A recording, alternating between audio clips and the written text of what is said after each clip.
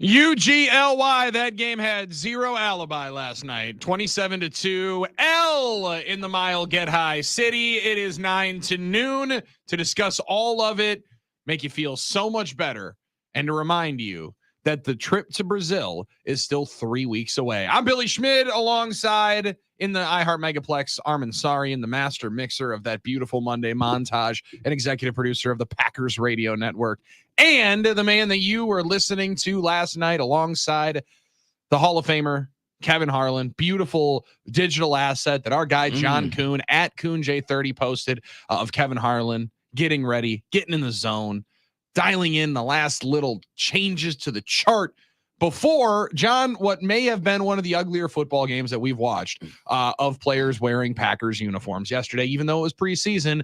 Whoo! Tough fourth quarter that was. Like, I mean, as a broadcaster, I was pulling for you guys. Just the fourth? Doing great work. I don't know how you guys came out of that halftime break.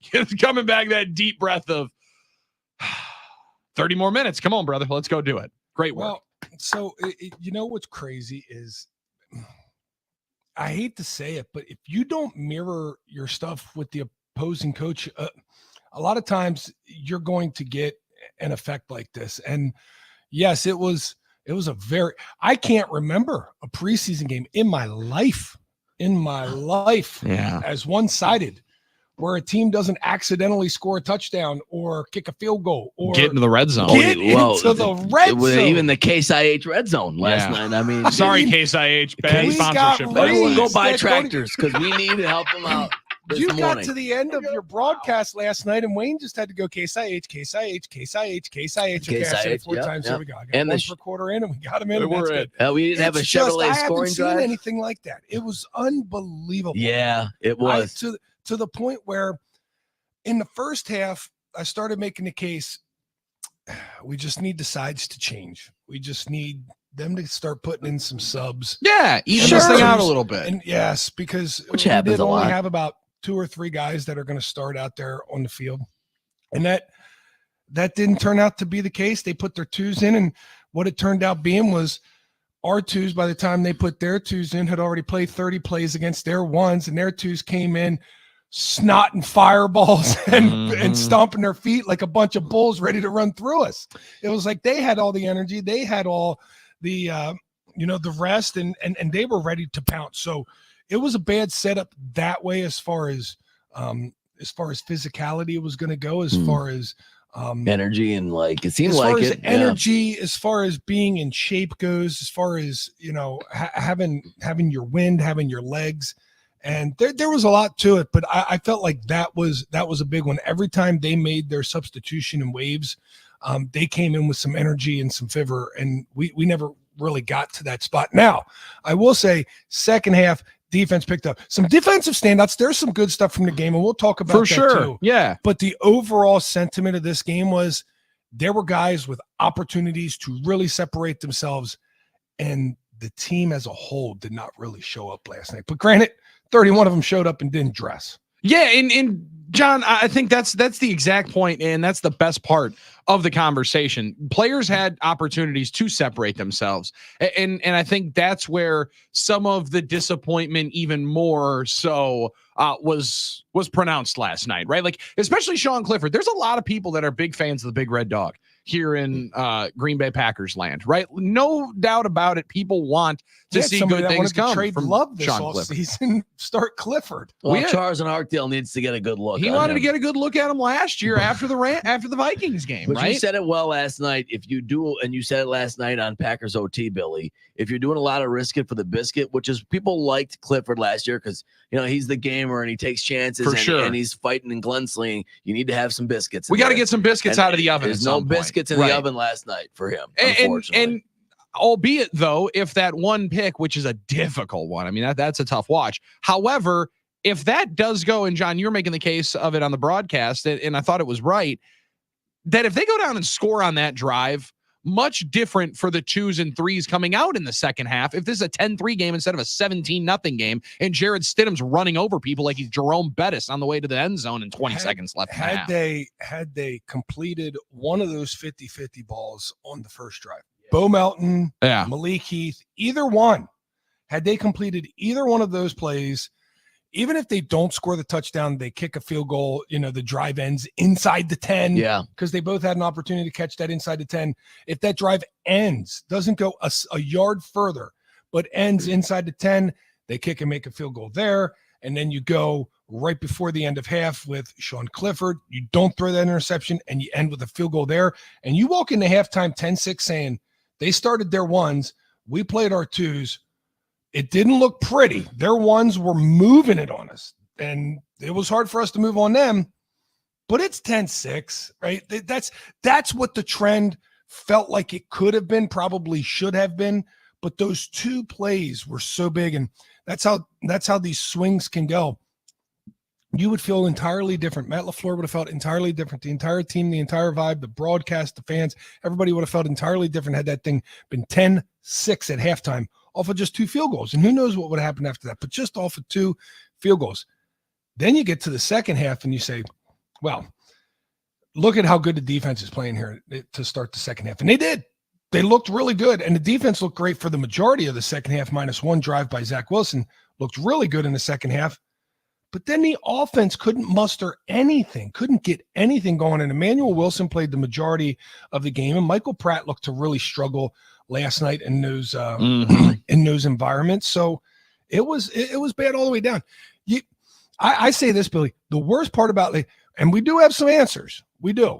Tyron Hopper, that boy can play. Yes, good football player. That boy can play. Really, really good last night. Chalk him up to on the 53.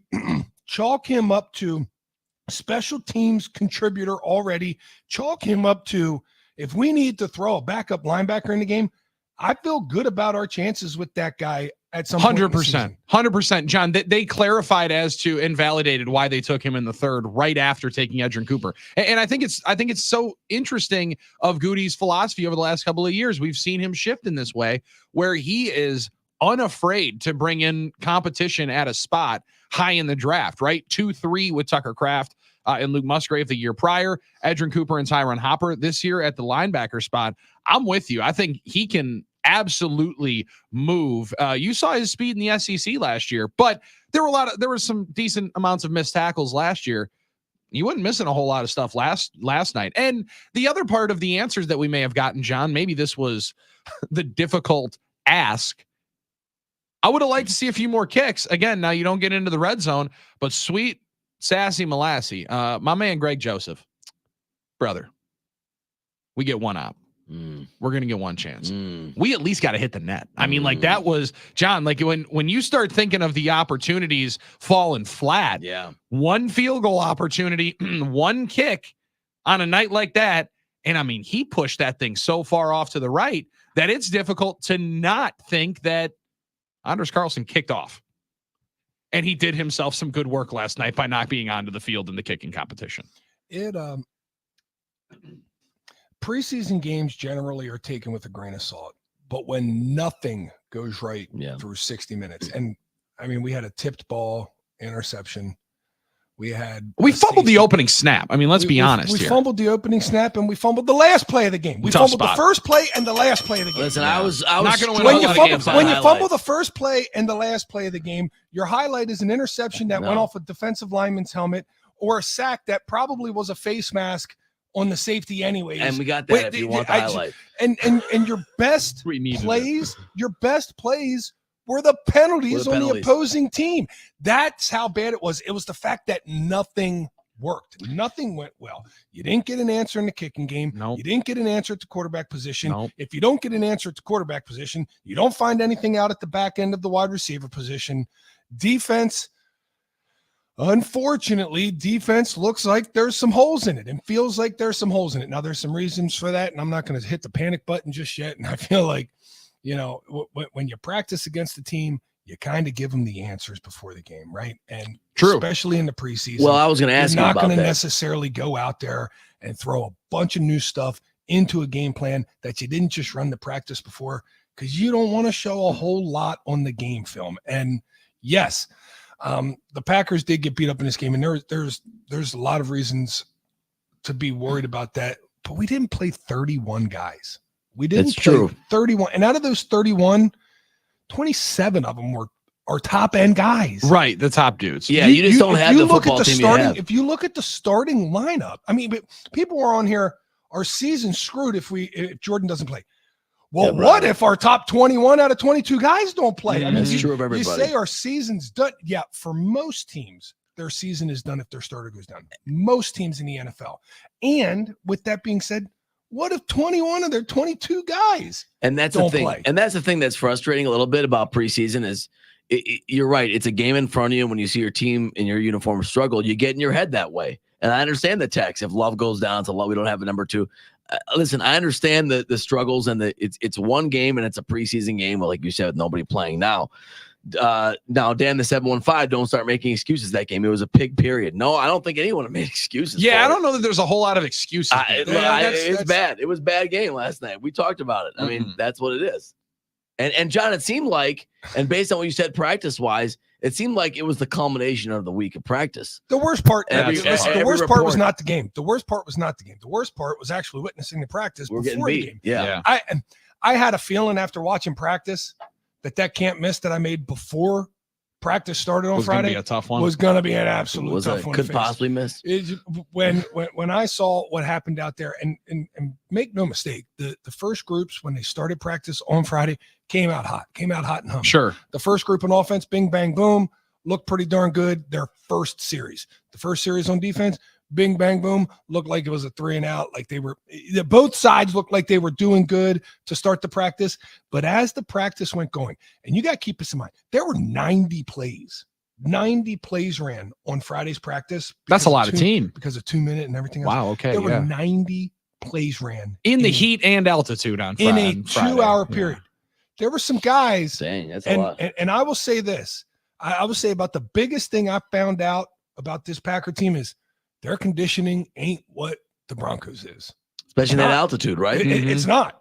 It's clearly not. And that's something Matt LaFleur has to address. Now, they talked about it with Sean Ryan at one point this past week, that his conditioning needs to get a little bit better. I heard it about a couple potential running backs. Their conditioning needs to get a little bit better. But I mean, even listen, and even Rashawn Gary, who's in great physical shape, I mean, his rushes at the beginning of practice versus his rushes at the end of practice, not comparable. Mm-hmm. So you got to take that. You got to take that into account. And I think Matt LaFleur did. And you don't necessarily want training camp to be good. You don't want a butt whooping in the game like the way they had. And you definitely don't want to get a butt whooping on a practice and then a butt whooping in a game 2 days later. But if there's anything they can take from this, it's that, hey, we need to buckle down now. And we had a good preseason game against the Browns. But maybe we started feeling ourselves a little bit too much during this training camp. Maybe we need to get back to, really building and growing from the foundation. And here's the scary part, guys. This is the thing that fears me more than anything about what I saw this weekend. Because of circumstance and injuries, I don't know if we have any answers to the few questions that we had rolling into the start of this training camp in August. Do we know who the backup quarterback is going to be? I don't think so. Do we know who the back end of the wide receivers are going to be? I don't think so. Do we know who's going to be starting on the defense? Well, I think it's going to be Bullard basically out of default because he's the higher drafted guy. But who's the best 11 over there? Because we only got to see him really as a group for a couple of plays. Yeah. So I don't know if we know there what's really going to go on. Do we know who's going to be the backup running back to Josh Jacobs? I don't think so. Who's going to start at inside linebacker? Well, I know it's going to be Isaiah McDuffie, and I know it's going to be Quay Walker. But are they our two best linebackers? We don't know. All the questions that we wanted to ask, all the questions that we had going into the season on how we can, get things really cemented to be really good. I don't know. In training camp, we kept saying there's a long time, it's a long time, it's a long time. Well, as you miss a practice here and you miss a practice there, and guys sitting out here and and we got a week. Mm-hmm. We got a week to figure this out. We really got 3 real ops, right? A practice and a joint practice and a game, and that's really it. And it really, I don't know. I don't know if we don't have those answers to that. Who's kicking for us? Who's playing right guard, right? And who can't? That's another one. And I believe Sean Ryan's going to start. This is what I think is going to happen. Just because of this necessity thing and hitting this last week, I think he's going to end up starting, and Jordan Morgan's going to end up being a swing tackle again, out of just circumstance. Yeah.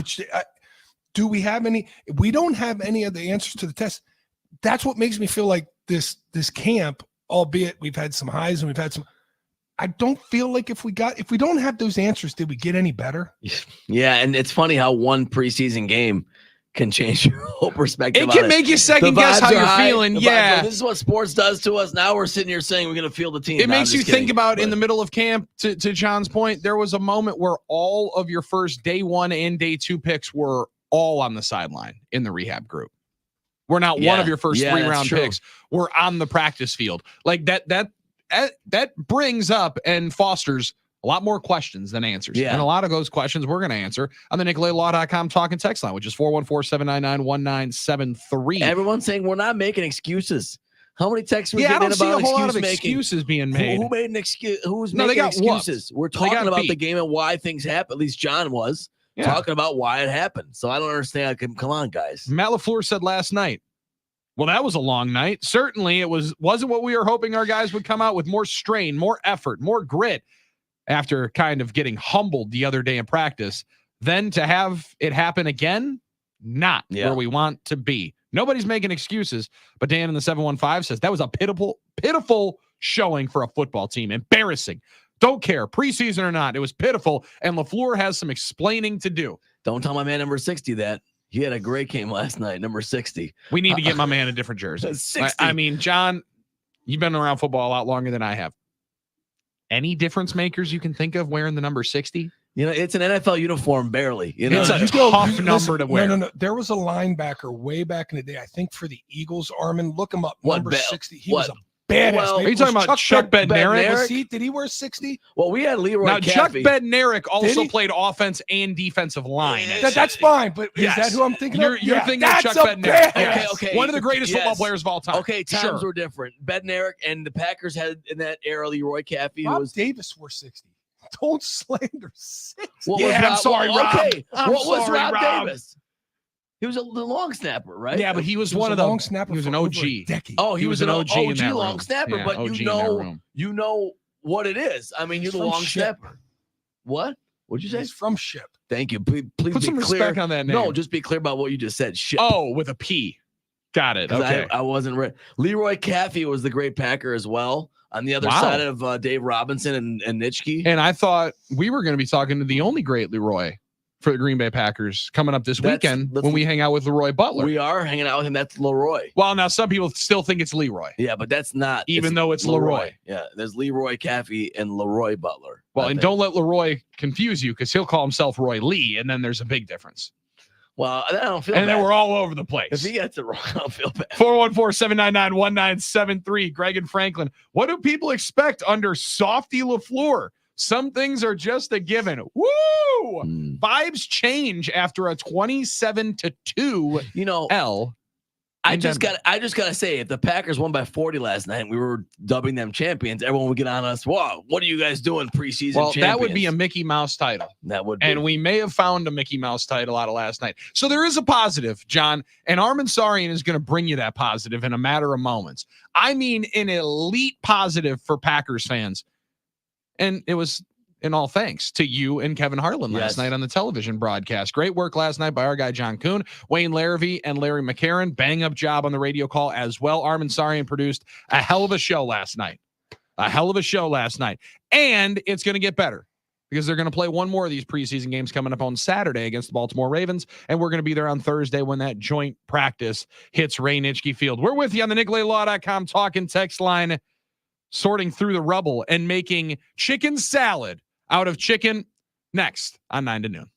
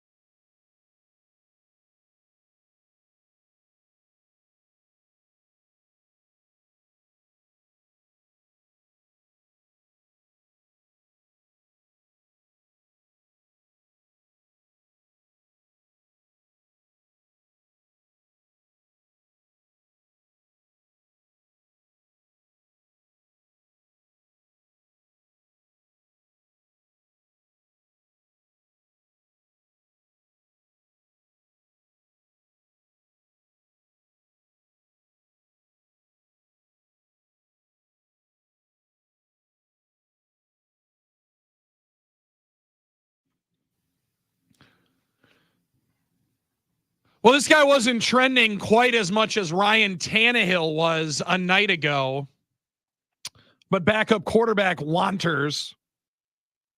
Colt McCoy no longer available. Telling Peter Schrager after 14 seasons, he is officially retiring from the NFL. As one door closes, another one opens. He says McCoy already has a high-profile broadcasting job secured, which will be announced later today after his 14 seasons in the NFL in the 2010 draft. 3 quarterbacks were drafted ahead of Colt McCoy that year. Can you name them? Hold on. Let me. What year was it again? Sorry. 2010. 10. Come on, Arm. Well, I just asked him for the year. I'm just trying to remember. I'm trying to remember. Let me okay, 2010. One is maybe one of the most famous quarterbacks of all time. Well, it's famous of all time. Doesn't mean good. Well, I was going to say Robert Griffin III, but that's not it because he was taken 2012. He was taken with Kirk Cousins. Yeah. Let me guess. Andrew Luck. Nope. Well, that was the RG3 year.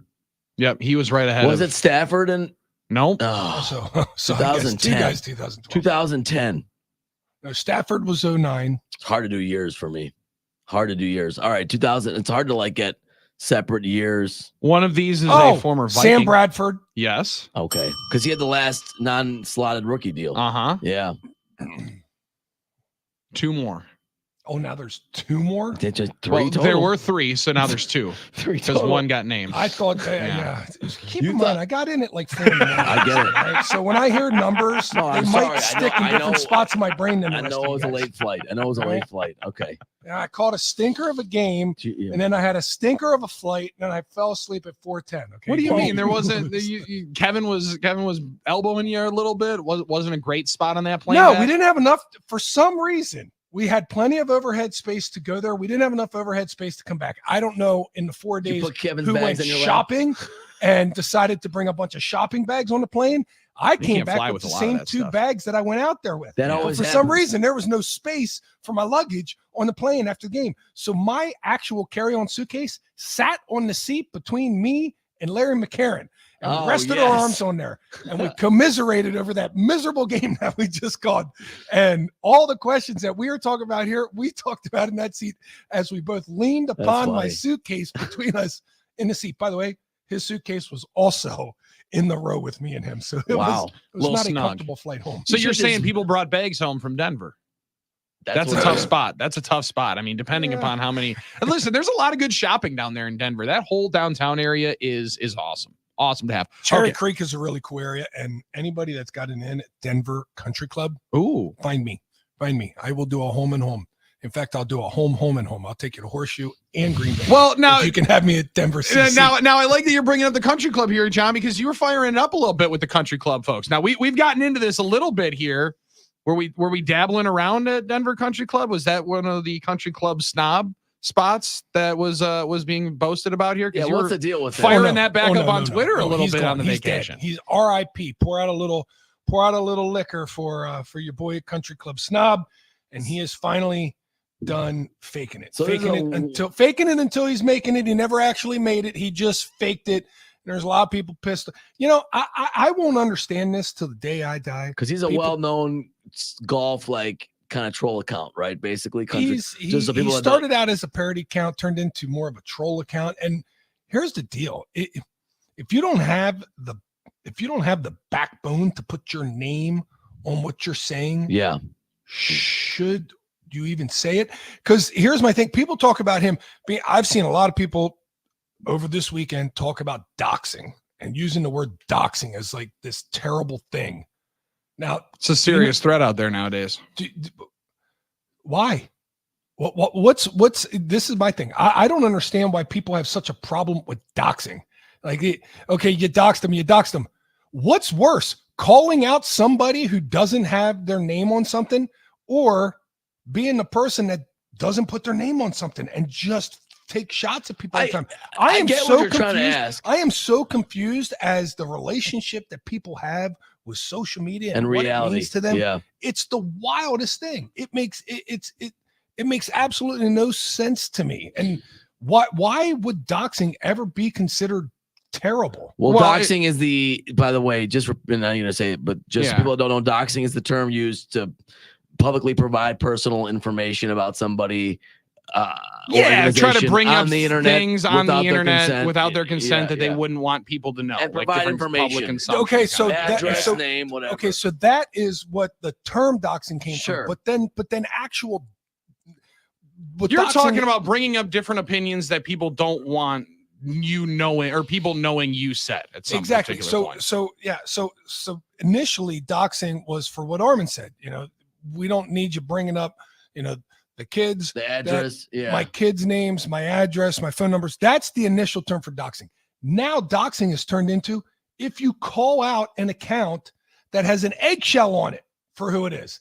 If somebody has an eggshell that says something homophobic and you call them out, that is now termed that's not doxing. That's not doxing. That's putting a name and a face. That's having accountability for something that you said. It's the strangest thing out there. Anywho, Country Club Snob Armin. I've seen him, and I saw you get into it with him last week. Well, no, it was in passing, in crossing Green Bay Country Club, ended up on his bullseyes of shots fired. So we accept that stray. I know you weren't going to handle because you love Green Bay Country Club, and it's a nice facility, right? Well, even more than that, I will cape up for everything and everybody in Wisconsin. I know, that's what I mean, right? We're going to cape up. Initially, like if he was just making fun of Green Bay Country Club, I would laugh at that. I would laugh at that and have a ball with that because, quite frankly, it's an incredible course, and anybody that's golfed it will acknowledge that. So I know it's just pure joking. But he took a shot at my boy Glenn Stitley, right? My boy Glenn Stitley. Other than being a Bears fan, Glenn Stitley is a great man, just a typical Wisconsinite. So let's fire back. Let's have a little fun with this guy. And parody accounts are what they are, and social media is fake all at the same time. So what the heck? Why not? Yeah, and I did appreciate knowing that there was a little bit of Armin in you there to roll around the mud on social media. Yeah, you're rubbing off on him. You know what? And that's okay, because now I remember. See, John, you always laugh when I get into it with these guys on Twitter, or I get into it with Romanian gymnastics Twitter. Any Providence fan. Yeah, Providence Twitter. But every now and then we got to get in the mud a little bit. So yeah, it is kind of a weird thing.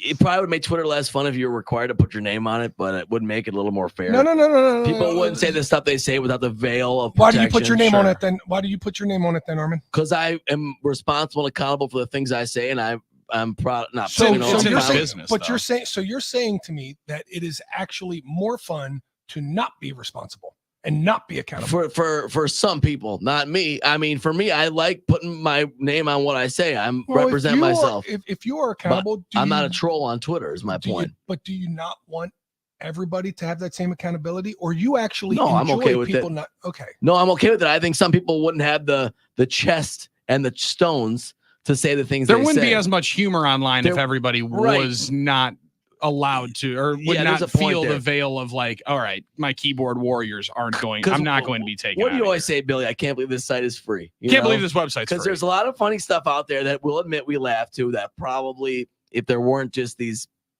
nameless accounts with personal things attached to them, might not be as funny. It's just the reality of it, so but I could deal with that. I just the doxing of like the middle school English teacher that's been going out just saying some outlandish stuff on a burner account.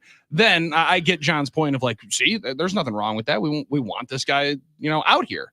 However, as somebody that does enjoy the burner accounts, I do feel a little hypocritical, because I do like when people put their name on statements when you're calling somebody out. I have more respect for you if you do. You put your name on it, right? But it doesn't mean that I don't enjoy your content if you don't. I think that's the hypocrisy that I walk around with pretty much every single day online. And let's hear it for Bricky. It was Tim Tebow. When you said famous but not good, Tim Tebow makes a lot of sense. Tim Tebow was right there along with your boy, Jimmy Clausen. Those three guys. And former Bear. Right there in there. That was not a great quarterback draft class, really. No, I would probably say no. I'd probably say that would not be one to chalk up there against, Joe Burrow to Justin Herbert, Jordan Love, Jalen Hurts. Not one to stack up with them. Yeah, I mean, think about some of the quarterback classes that have come out here recently. Oh, yeah. And think about it. Bo Nix looks pretty damn good. He was the 6th one taken this year. I'm not the gonna first say one it. taken looks pretty good too. Oh, we might have to make a shirt for Jaden Tommy. Daniels looks pretty good too. Yeah. I mean, these are preseason games. We will find out a lot in just a short period of time. But this could be a good quarterback class. When we laughed at 6 getting taken in the top 13, well, maybe we were wrong. Well, we're gonna have to find a way to make that number 1 pick not as good. We're gonna have to find a way. That's the entire key. You're gonna have to find a way to get Caleb Williams not making these nice throws. Because if you ask Bears fans over the weekend, get these shades of competence out of Chicago. Bears fans over the weekend, they've already crowned him. I saw a headline that said he is Aaron Rodgers. Caleb Williams. I saw that. I know Tyreek's the one that said Caleb Williams is so nice, kind of reminds me of ... Yeah. I think we're knowing who he's talking about. And the guy's pretty good. He looks pretty good. That's fine. Let's overwhelm this kid with expectation.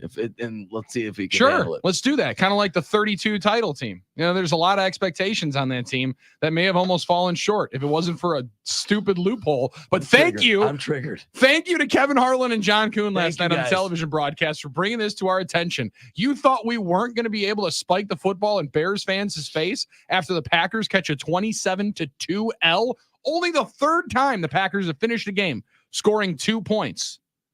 There's one that is very, very famous, and we'll bring it to you before Paul Wagner talks Brewers. We see on the talking text line, folks, we're talking Crew after sweeping the first place best team in baseball, the Cleveland Guardians. Paul Wagner will chop it up about that first place Brewers team that's 20 games over 500 in 20 minutes from right now. It's 9 to noon on the game.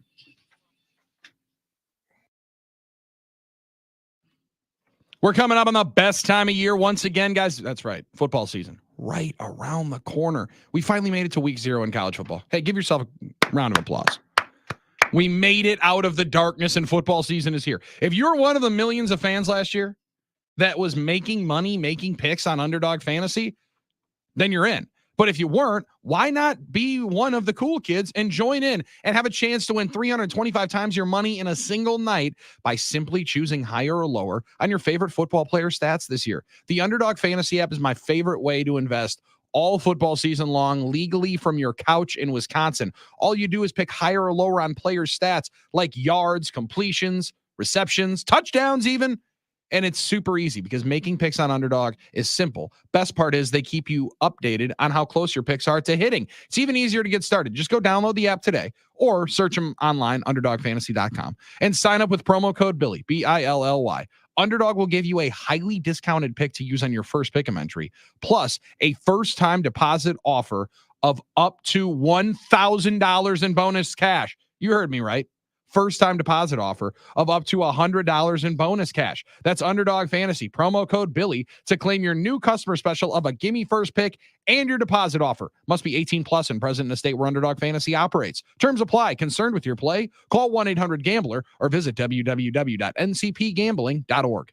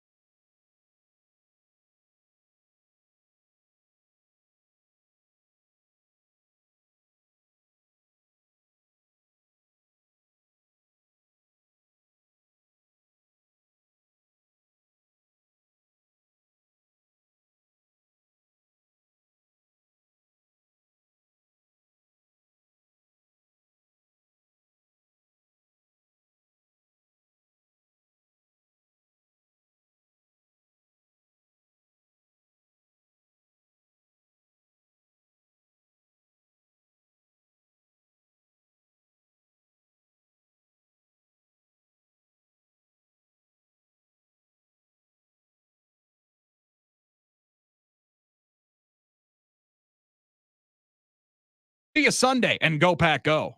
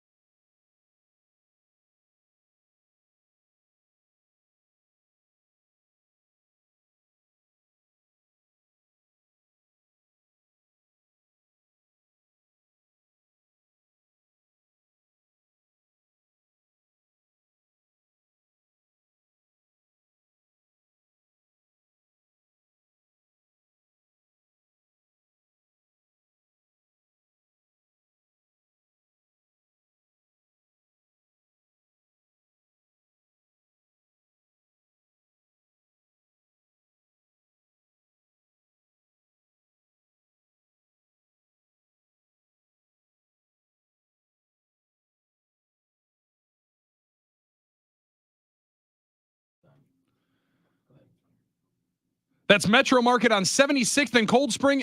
That's Metro Market on 76th and Cold Spring in Greenfield. See you there, and go Pack go.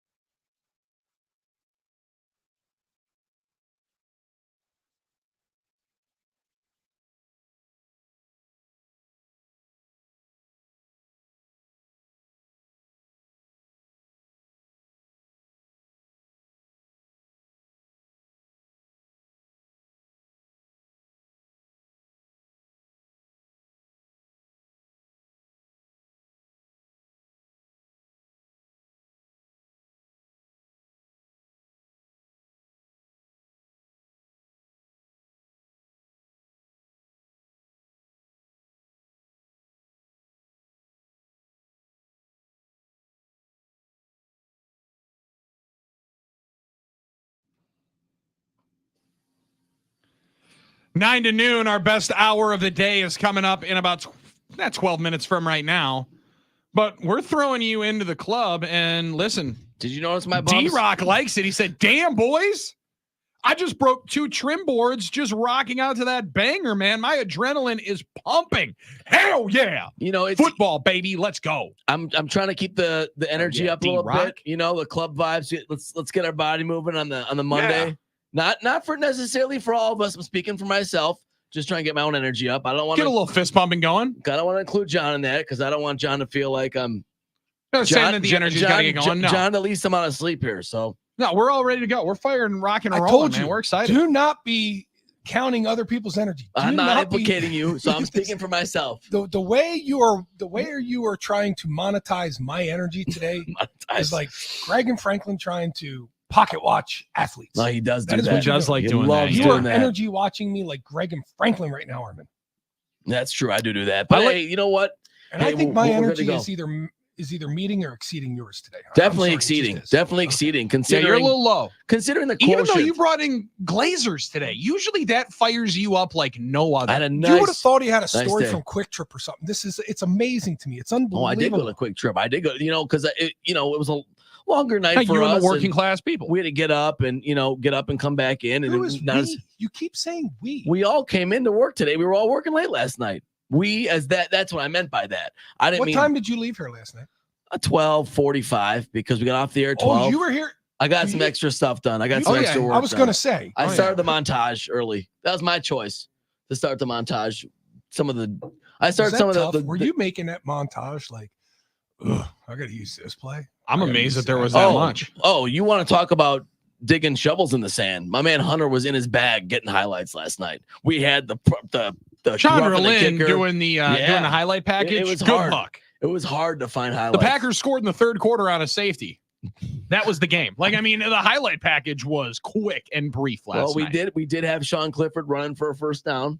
There we go. That was a big highlight for us. We played Sean Clifford getting picked. I chose to stay a bit later to get some extra work done, which to help me this morning, which it worked out. It was fine. But my point is, you get up, a little tired today, obviously, groggy, night game, but a morning at Quick Trip really, really perks you up. You walk in there, you're with everybody else. You get your Karuba coffee in the Packers cup. I got my Glazers. I got my egg sausage biscuit muffin. It was really good. But there's hold just on, biscuit, not the biscuit, the muffin, the muffin. And there's something about got himself a biscuit. But there's just something about. How did you do that? Did you get a biscuit and a muffin and you took the top off of one and kept the bottom on the other? You actually just gave me that slip up. Gave me a great idea. I'm gonna do that now. I'm gonna get 2 sandwiches, 1 muffin, 1 biscuit. Have 2 sandwiches. Switch the tops on each and have half and half of both. What do you think? So okay, it's gonna be tough though because the cheese is gonna be melted in on the top.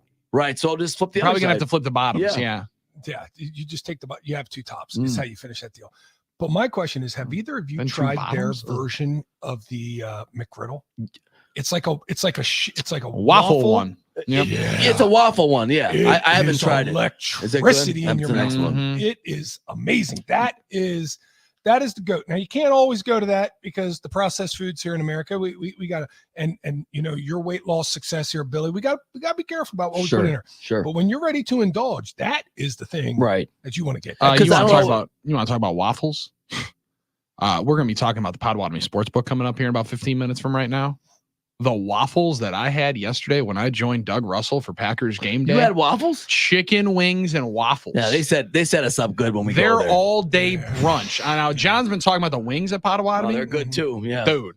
Those I had to knock on the kitchen door and ask about making those waffles because they were that good. Potawatomi Sportsbook, the food, stupid good. The food down there is amazing. The portions are enormous. You know the coon dog's 2 meals in one. It's big. You got to take that coon dog home with you in order to finish that thing, and you're happy when you pull that out of the fridge. You're happy.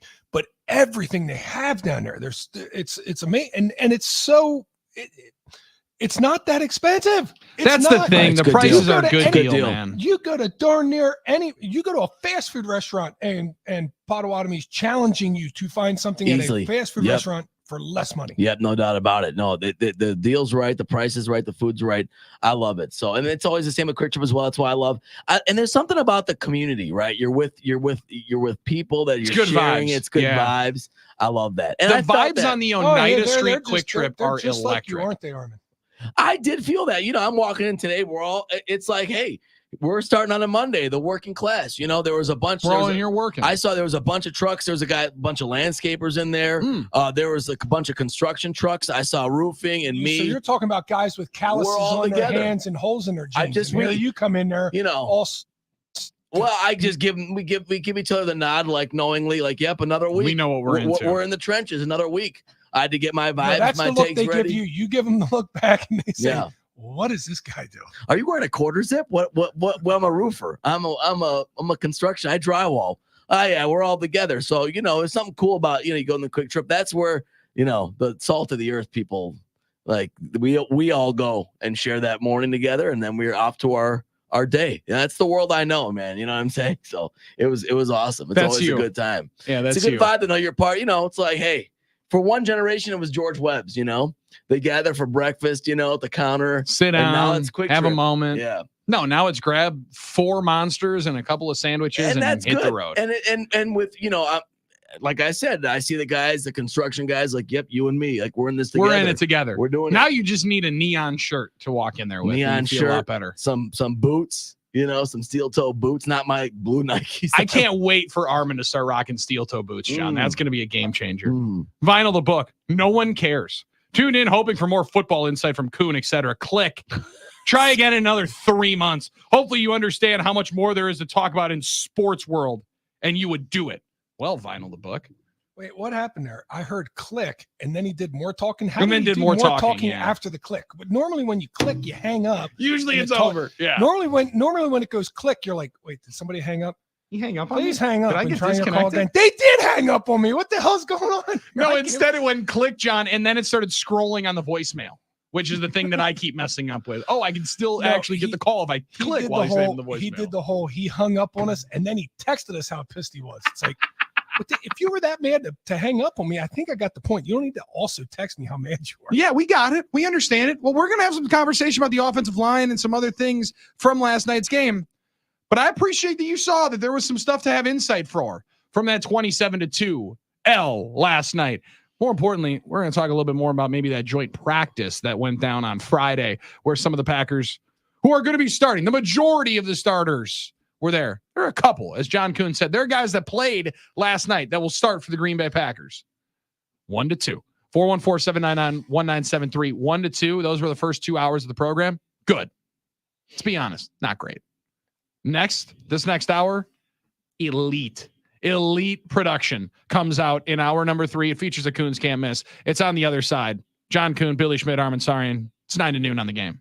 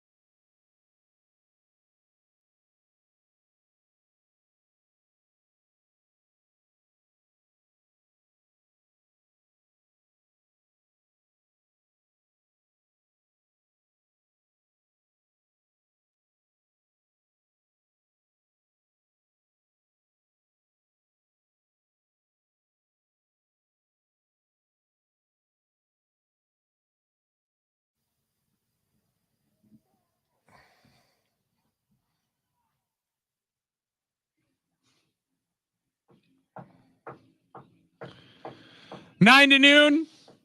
Hour 3, our best one of the day.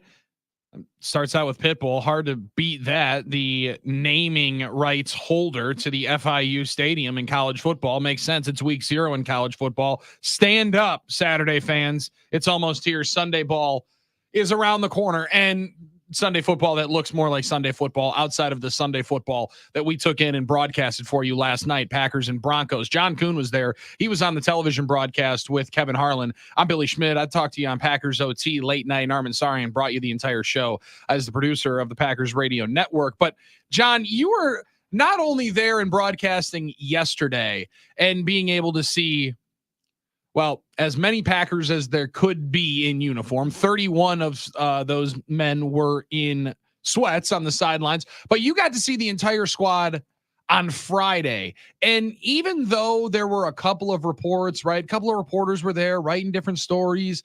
There weren't as many, it's seeming, didn't feel like, Armin, that many play-by-play tweeters, right? Like we didn't get as many play-by-play tweets from the practice, but the prevailing sentiment was, if you thought Sunday was bad, John, Friday wasn't a whole lot better. And that can be maybe more where some of the frustration and the disappointment for the coaching staff can be of, we understandably so, 5 days and a long 5 days away from the operation. Maybe they could have foreseen yesterday looking like it did. But Friday, I think, might be the one that maybe irks the Packers coaching staff even more. Yeah, maybe. So Friday wasn't good, but it wasn't as bad as the overwhelming part of this game was, right? This game looked bad because, like we said, nothing good really happened. You had an opportunity for a kicker to make a kick, just to have one thing to feel positive about, misses the kick. I don't even think he hit the net, John. Yeah. You start the game with a fumble, you end the game with a fumble, right? Your Bo Nix looked like he's going to be rookie of the year against you. But you still have that whole, okay, well, they're ones played, and we had every starter except for maybe one or two not out there. So the thing about Friday was it was a competitive day. It was a hard day. It was a physical day. If I was scoring at home, that Friday's game would have been Denver 27, Packers 20. Right. Okay. It would have been a day. It would have been a little bit better than what we would have been seeing. Yes. It would have been a day where, dang, we didn't see ourselves losing to a team with a rookie quarterback. I mean, our quarterback's not a rookie anymore. And, we didn't see ourselves losing to a rookie quarterback, came out early in his career. But there's something to be said about getting smacked in the face, getting punched in the mouth, and being able to take that and move forward with it. Now, I know that the coaching staff was not happy with it. I knew they wanted a better performance, especially out of the ones, knowing that they weren't going to play the ones in the game. They thought they'd go out there, have the ones play at practice, probably beat up on the Denver Broncos. But that Broncos team, I'm going to say something right now. That Broncos team, and Josh Jacobs said this, and if anybody knows, Josh Jacobs knows. Mm-hmm. Going against the Denver Broncos 2 times a year for the last 5 years, he has a firsthand experience of what it's like to take on this Denver Bronco team. He said right after practice on Monday, this team feels different. They got a different type of energy. They got a different type of juice. That team has changed kind of what they are, their build. So they surprised us, and that happens in the regular season as well. There's teams every year that are dramatically different than the year before, even if their players aren't dramatically different. An identity, a feel, kind of the way you go about your business can change. I would say the Broncos are better, and the Packers played down a little bit. They kind of played down to what they anticipated what the Broncos were going to be, and they found out. They messed around and found out. And not every performance is the same, even from the same team and the same players. Like on a different day, the Packers might have been better in a different setting or a different situation. We see this from one game to the next. Teams don't always repeat their performance. So I understand this wasn't the Packers' best week for their depth as well and all these things, but it doesn't mean you know, a lot of people like to take extremes from it, saying this team is this because of this or can't be. We know this is still preseason. Okay. A lot of things happen to kind of trick our psyche into thinking that this is the team we're going to see or not see. And the truth is always somewhere else, or usually somewhere else in the middle of that. Right. You know, so it's not, it's not a good week. It wasn't a good game, but I don't think it's a necessarily reason to flip out either because of that, you know? No, but it is interesting when you hear the frustration from LaFleur, and I hear the more strain, effort, grit after kind of getting humbled the other day in practice, where, John, you mentioned playing down a little bit. It did almost feel like it could be a good learning lesson of the Packers saying, hey, let's make sure that we understand every time that we step out on the grass. That was the way that he said. It's a good lesson for the guys that are out there. It doesn't matter who's out there. If you don't put your best foot forward each and every time you go out on the field, these things will happen to you, especially in the NFL. And my take from it, if I was a coach, my take from it would be, all right, we got to get our conditioning better. We got to get our conditioning in a place where we can play. Now, we're going to be on pitch counts at the beginning of the year. That's just what the Packers do. I don't love it. I'm going to be the first one to say I don't love it. I can't stand the pitch counts at the beginning of the season. Rashawn Gary playing, 61% of the snaps, and Aaron Jones, and I hope they don't do this with Josh Jacobs, but Aaron Jones only getting 15 carries at the beginning of the season. So the pitch counts drive me nuts at the beginning of the season. Why can't we get in shape for the start of the season? It's not what the Packers do. They have a long-term plan that they want to get humming sometime in the second half of the season, and they want their guys to be ready for a postseason run. I like being ready at the beginning. So my take from it was the Packers need to get their conditioning up some, because that was the biggest part of the practice on Friday, Billy. That was the biggest part. When the ones went against the ones at practice, they were going hard at each other, and it was good to see. And the Packers were getting they were getting some stuff there. Now they were getting some stuff. Well, when you get into later in the practice, and you got to keep this in mind, what would be a quarterback hit, like Bo Nix and even Zach Wilson, they were making completions in practice, but you're not allowed to hit the quarterbacks in practice. Right. You're not allowed to hit them. Totally different deal. So when we slowed down a step, they were getting passes off easier. It didn't look like clear sacks, but it looked like it could have been quarterback hits. All these things that would have changed in the game. So I say they got the better of us more so because of the conditioning, and also because, man, we still don't have certain guys playing all the time and in the spots. And we're super vanilla in preseason too. Like the Packers, really, the coaching staff, we used the preseason last year. But if you could ask them, I'll bet you Matt LaFleur and them would say, yeah, we don't need to play anybody. They don't want to show anything. They don't want to risk injury with anybody. It's really for them. They use, and more so probably than anybody in the league, not named Sean McVay, they use the first 4 games of the regular season as their major building process for the season. Fascinated when he answered the question, John, right at the end of his availability last night, he being Matt LaFleur, are your guys going to play next week? I think he genuinely doesn't know. I think You think he's starting to think about it now? Well, he had said, he goes, yeah, we're going to see. We'll play it by ear. But to John's point, I don't think he really desperately needs or feels like he wants to see them. However, they might. And I will say this. I'm all for having a plan going in and seeing that plan played out. I don't want to make emotional decisions based off of things not going exactly the way you had hoped it. I mean, Matt LaFleur had hoped that the twos were going to step up and play with their ones, and that when they shifted to their twos, we would start taking it over. Well, guess what? Like I said, their ones had a advantage over our twos. They have starters. We weren't playing starters, and they looked like starters playing against twos. Then by the time you put in their twos were fresh. Ours had already played 30 plays, and their guys came out there like they were running their first 10 steps out of the 100-meter dash when our guys were on the last 10 steps. It was a difference in pace. So that plan might not be, geared for the best look that you're going to possibly get. But once you get to this point in time, what you're going to find out in the last preseason game. I don't know what you can find out. I don't know what you can prep in the last preseason game, because you're not going to prep the cardio. You're not going to prep the conditioning, because they're either going to have it in Philadelphia or they're not. By them playing the preseason game, not worth the risk for the conditioning. And then on the other side, I don't know what you're going to figure out in that one game that you're not going to have figured out by that point in time. And the crazy thing is, I don't know if we're going to have any of the things figured out that we went into training camp hoping we'd figure out. kicker, Sure. backup quarterback, bottom end of the receivers. Who are we playing as our best 11 on the defensive side? Who are we playing there? Because Carrington Valentine had a great start to training camp. Well, his hamstring injury has pretty much made Eric Stokes the starter, and he's done fine with that. Who are we going to play at nickel? Sounds like it's going to be Keyshawn Nixon. Hey, he tweeted out, I'm the nickel. Yeah, well, I'm the nickel. It sounds like it's going to be. Hey, I'm the but nickel. Should it be? I mean, do we have enough reps with a 3 safety package in there to really tell maybe that's our best way to go with Evan Williams, Javon Bullard, and Xavier McKinney roaming back there instead of Keyshawn Nixon at nickel? I think that's going to be a great package for us. But do we have enough reps to say that's what we want to go with against Philadelphia? Did you find it? Sorry, go ahead.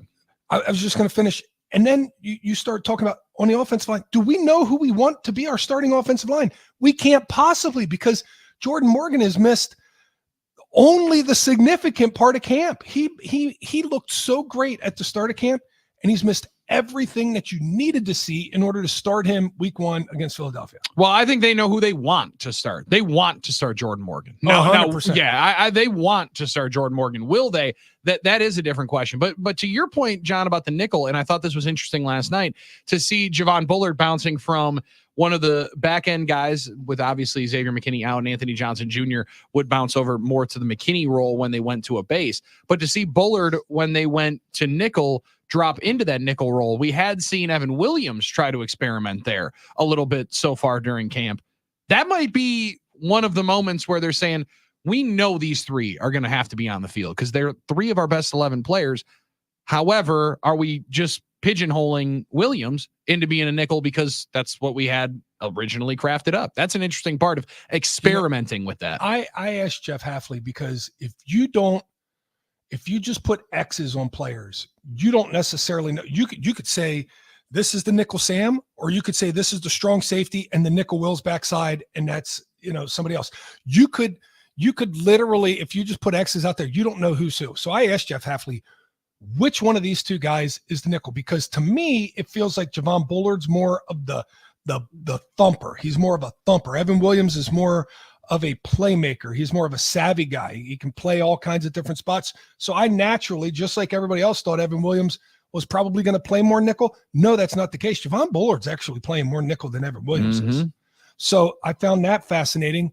And again, if you just put X's on people, you can't really tell what the basis. And that's why when you grade these guys, you don't know, because you don't know who's actually rules or rules. So that's where they're at. And I genuinely think, Billy, I do think the best defense for the Packers and I love Keyshawn Nixon. I love his demeanor. I love his play style. I love the type of teammate he is, but I don't think it involves Keyshawn Nixon either.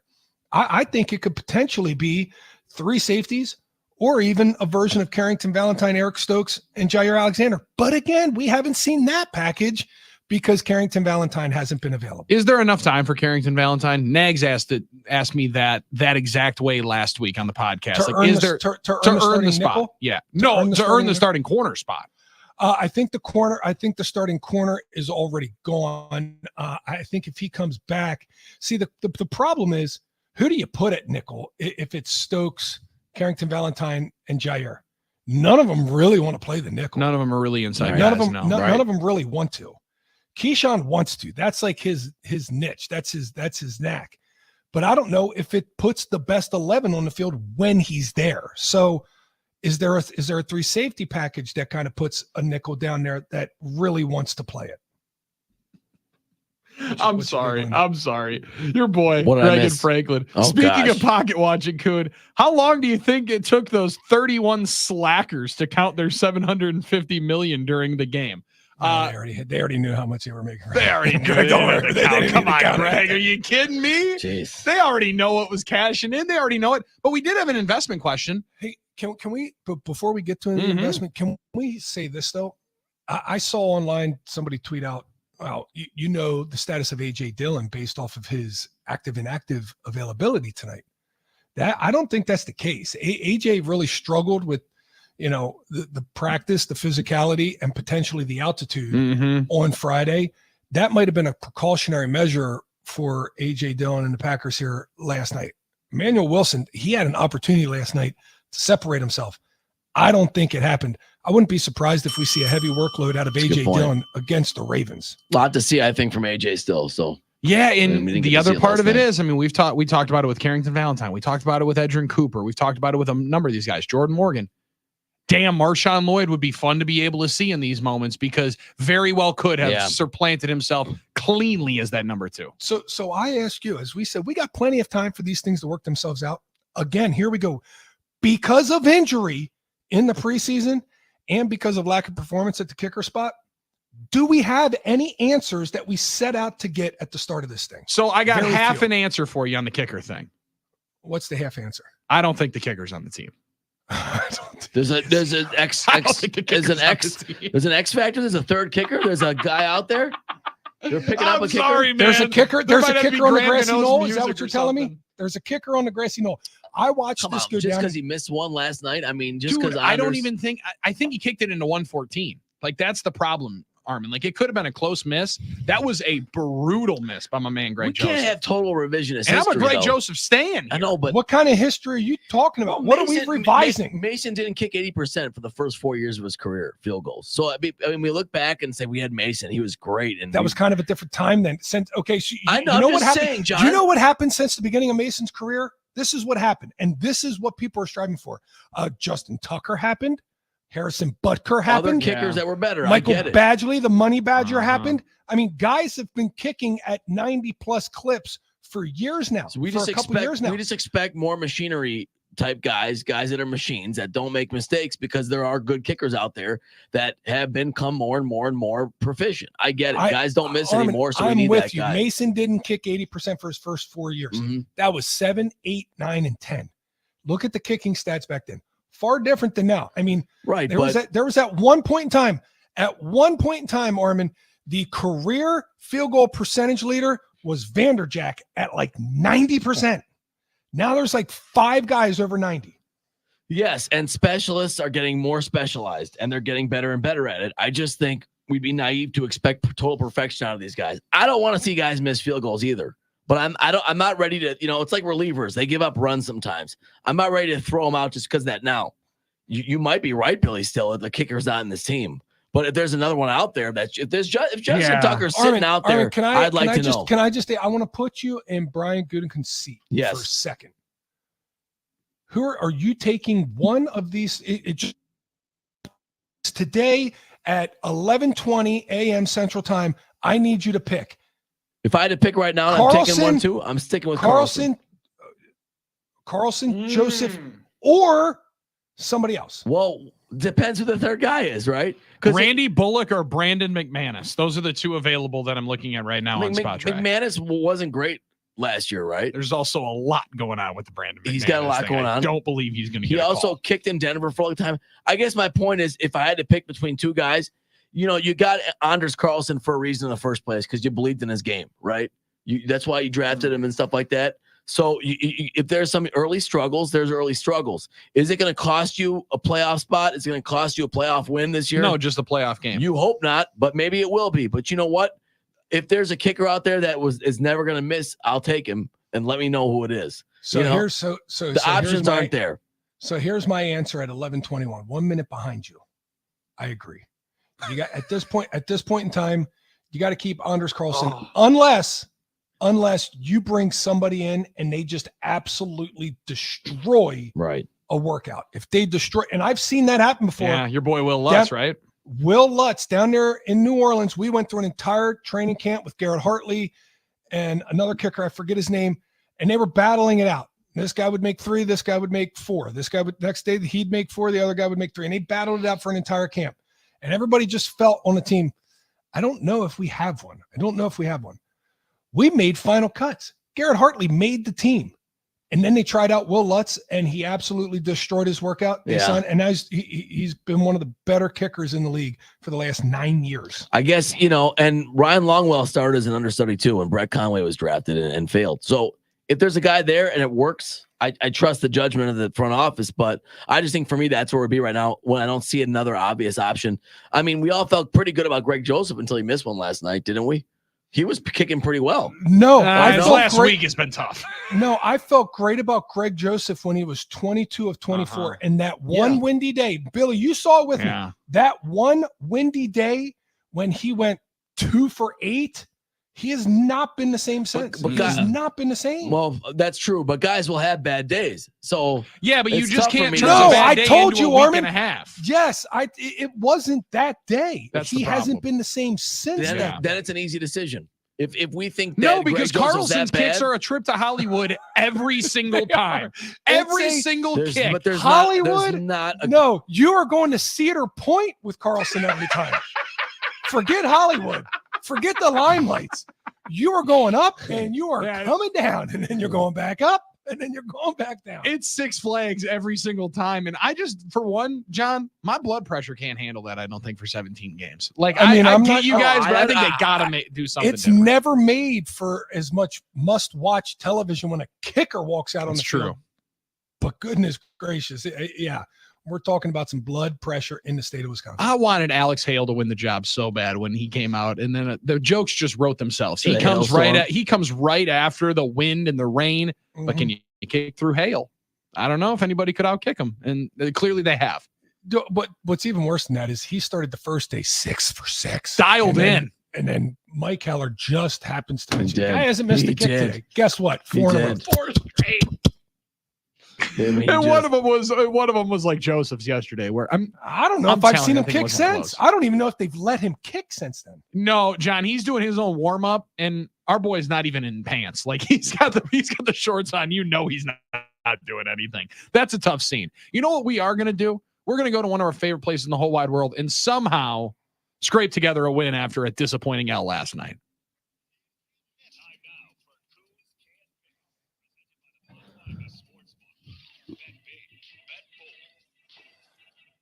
We talked just last segment about how glorious the food and the drinks are down at Potawatomi Casino Hotel Sportsbook. And trust me, it's not just the food and the drinks and the service.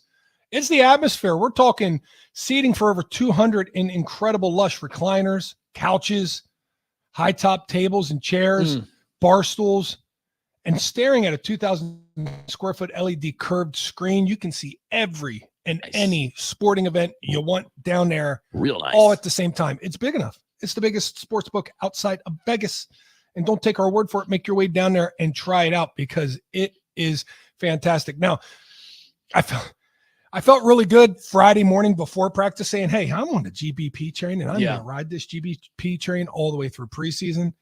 Give me the Packers no matter what the point spread is. And then you guys said +7. I said, +7. Vegas double it up, baby. Now. Yeah. And then I saw practice and I thought to myself, man, that ain't going to be a good bet. We got the ones rolling out there against the twos in this thing.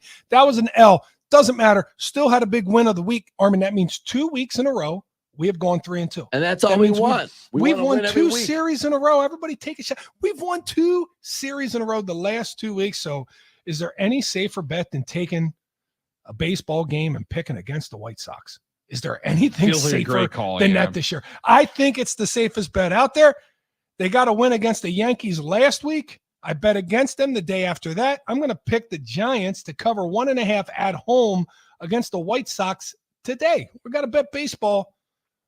If I'm betting baseball, I'm betting against the Sox. And that's what I'm doing. Giants -1.5. All right. Giants on the run line -1.5. And Billy, I know you were starting to refer to it. We did have a question on the text line about a future, didn't we? Yes. Somebody had messaged us in and saying, wait, Denver's still at 4.5 for the over-under win total. I'm sprinting to Pato. The answer is no. They're not 5.5 right now. They're not at 5.5, but it's even money at 5.5. If you want it, if you believe in one more win and you got the Stones, why don't you just take it at -110? Man, that thing started at 4.5. Yes, and you can still get 4.5 at -182. Here's what's crazy. Price. Wins a win. I didn't put enough stock. I put too much stock in Bo Nix's actual measurables other than his hand. Everybody talks about he's got big old hands now. Bo Nix got big old hands. That's the only big measurable he has.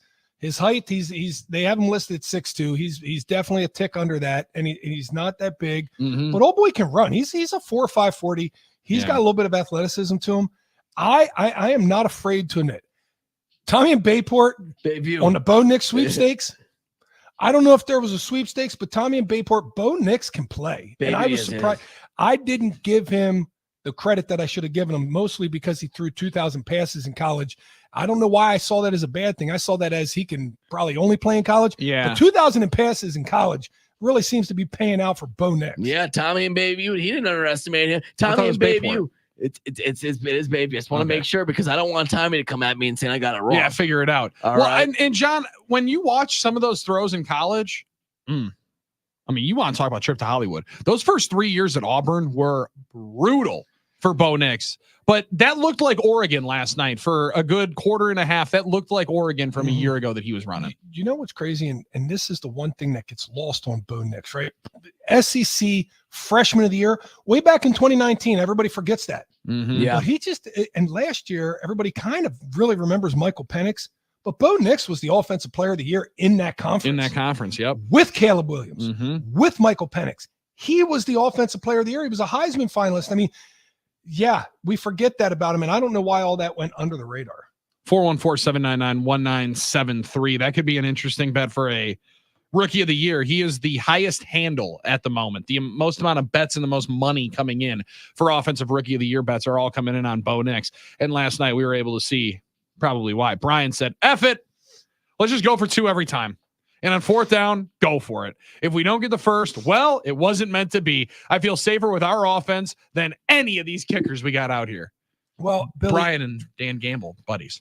Do you remember when we started talking earlier at those Packer practices and we said, where do you place this kicker battle? And I said, I think it goes to Anders Carlson unless Greg Joseph goes above and beyond and beats him. I mean, I can't say that Anders went above and beyond and beat Greg Joseph, but I can definitely say at this point in time, Joseph didn't beat him in this camp. Yeah, hasn't beaten him. They've had options. They've had opportunities, and nobody's really, as Wayne Larrabee said, you got to answer the door when opportunity knocks. That's right. Has anybody fully opened that door so far for the Green Bay Packers? Not after last night's game. 414-799-1973. Okay. An opportunity for Greg Jennings to talk about Aaron Rodgers. Oh, he's going to take that door. He's going to open that door now. And it happened to be on national television. And Greg Jennings didn't like opportunity when he answered that door from Ian O'Connor. We'll play that for you next 9 to noon on the Game.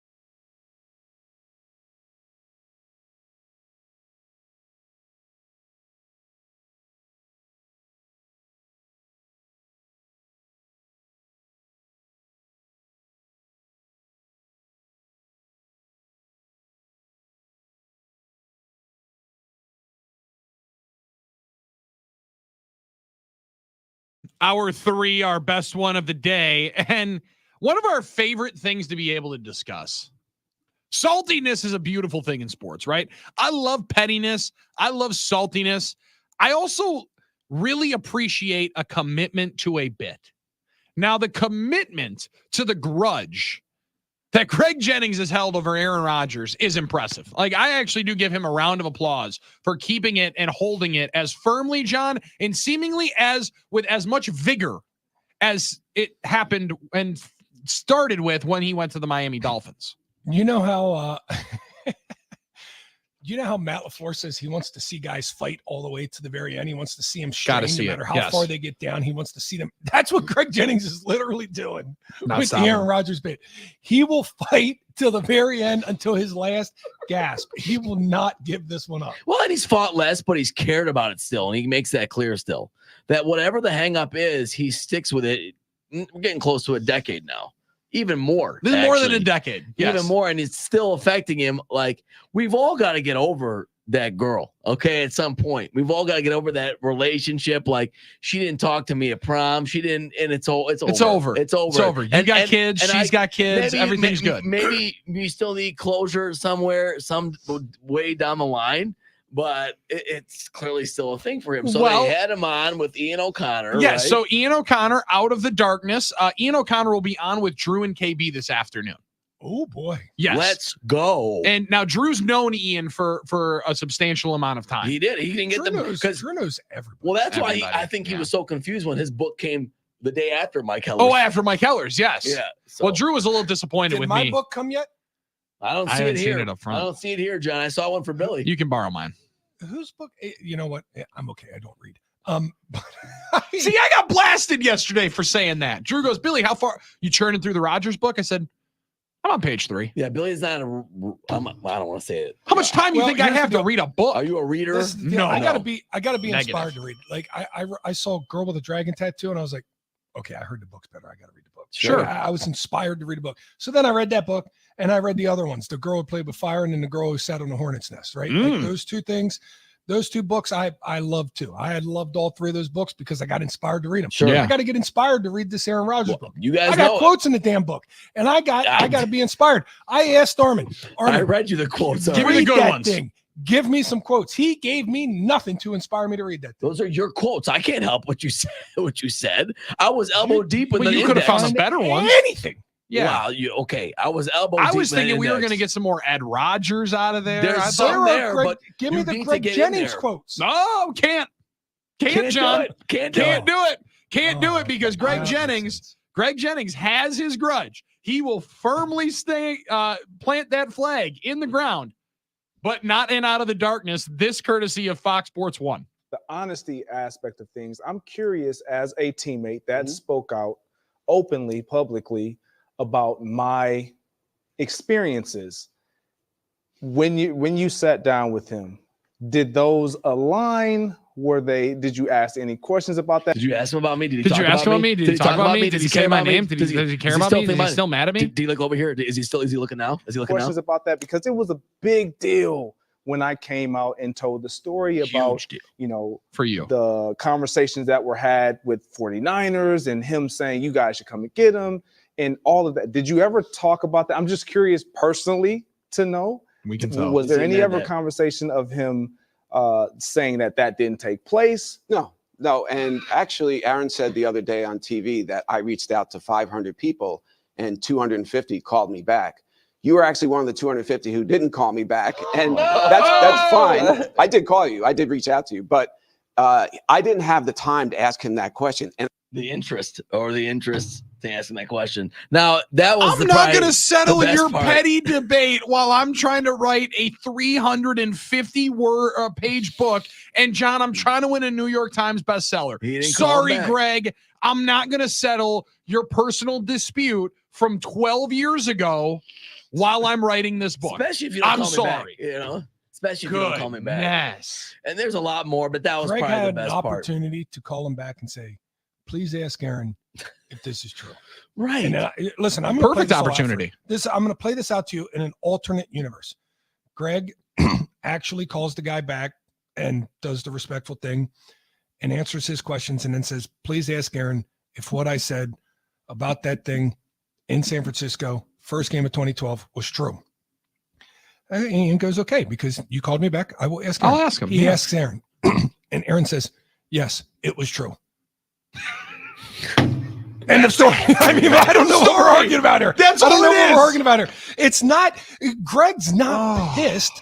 Greg's not pissed because he's a liar, because he's not a liar. Aaron Rodgers did say those things. And I'm sure Aaron will eventually say someday, if he hasn't said it already, that he did say those things. Yeah. What Greg's pissed about is nobody cares that Aaron said that, Greg. Correct. Because Aaron had a reason to say it. Yeah, ding, ding, ding. That's the whole thing here. Greg thought he would come out and say Aaron Rodgers was not a good leader to me, and people would be like, oh, Aaron's not a great leader. He's not a great leader in all examples. When in that case, he was actually being a leader.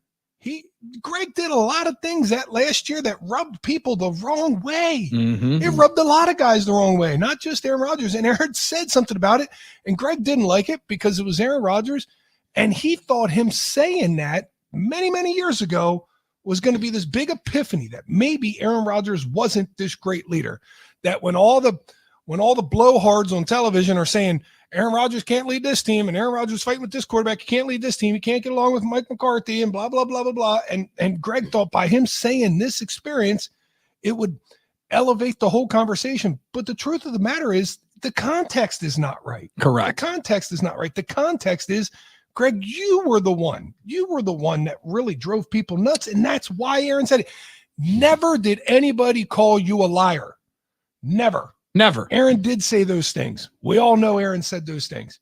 But Aaron said those things because you were being an ass. Okay, there you go. Right there.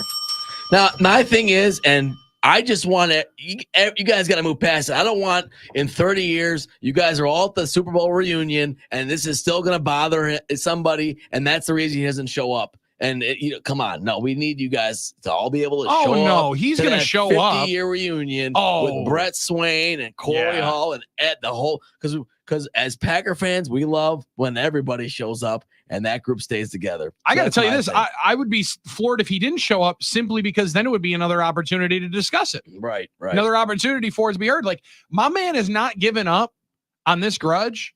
It ain't ending. Like that. This is clearly something that he is going to hold on to for the end of time. And Greg, I say this with all sincerity, and I don't mean to speak for all Packers fans. I think there's many people that feel this way. Good for you, man. Good for you. As I always say, GFY, good for you. Enjoy yourself and make sure that this makes you feel so much better, because it clearly did. Going on FS1 on First Things First and saying, he hurt my feelings. That was mean. He hurt my feelings. 414-799-1973. We probably offended multiple people throughout this radio show. We are going to sincerely apologize on the other side. We hope you don't hold a Greg Jennings 12-year grudge, and instead you forgive us and listen to us on the other side when we return with Kuhn, Billy, and Armin statewide on the game. It's 9 to noon.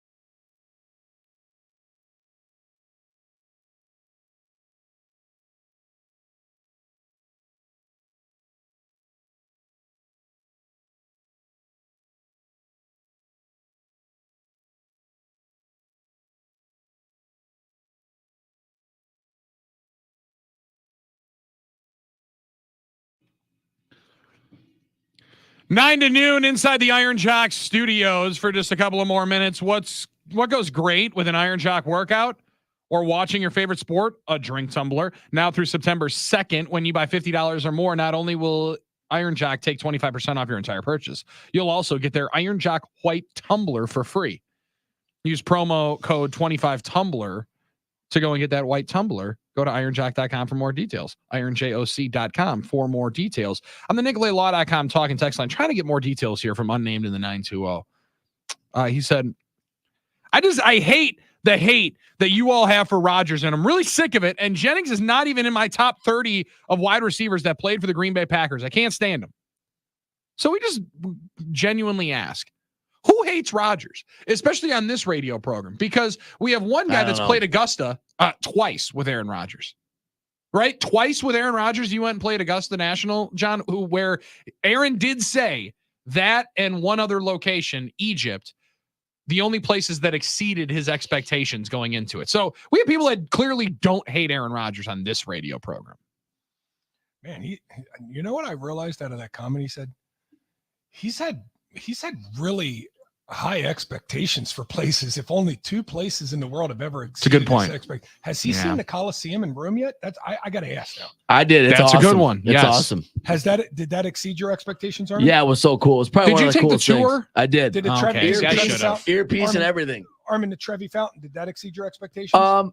Trevi Fountain was cool because it was always packed with people and people were excited. But the fountain itself didn't exceed my expectations because the fountain itself was cool, but I've seen a lot of fountains. Okay, knowing that the water that powers that fountains comes from aqueducts that are like 300, the water source is like 300 miles that away. Part's cool. That doesn't tickle your fancy. No, I think that part was probably that is a cool part about Did it. the Sistine Chapel, did that exceed your Yes, expectations? all those things just blow me away. That was impressive. That was an impressive deal. Yeah. The Sistine Chapel, the Vatican, Did just the blow pillars me in away. Old Rome exceed your expectations? Say that again. Which location? The pillars in Old Rome.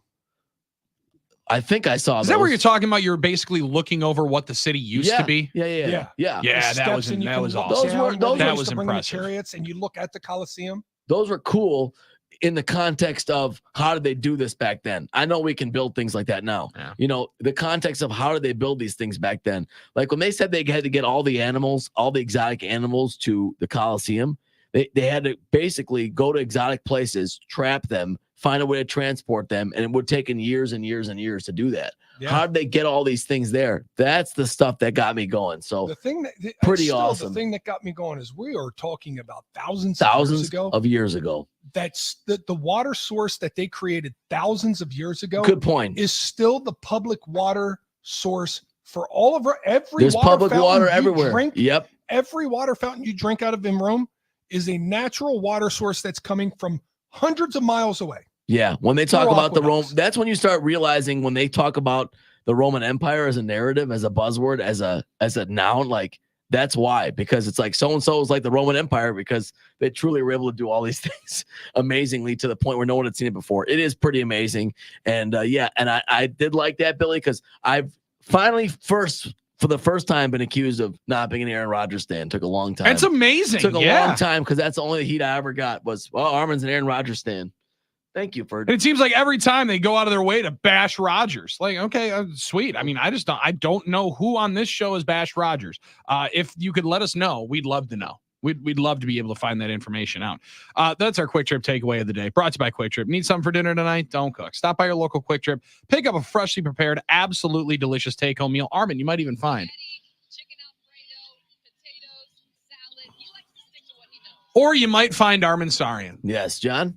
Okay, I would just want to answer this one. Go ahead. 262 for some questions. Was hoping a rookie quarterback would step up. Is Taylor Heineke or Bailey Zappi available? Don't want either of those. Number 2, Bo Melton, Malik at risk of not making a roster. Yeah, there's 4 guys in spot for those last 2 wide receiver spots.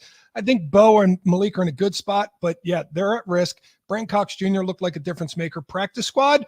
I don't think practice squad. I think he makes the active roster, but he's definitely on a practice squad, if not. All right, that's a good Quick Trip take of the day. That's the best one that you could possibly get for John. All right, and that's even better than a box of Glazers, which is hard to beat. Really hard to beat a box of Glazers. You know what's even better? Maybe the Mike Keller Show. We'll hand it off to the Mike Keller Show right after this. Stay wide on the game.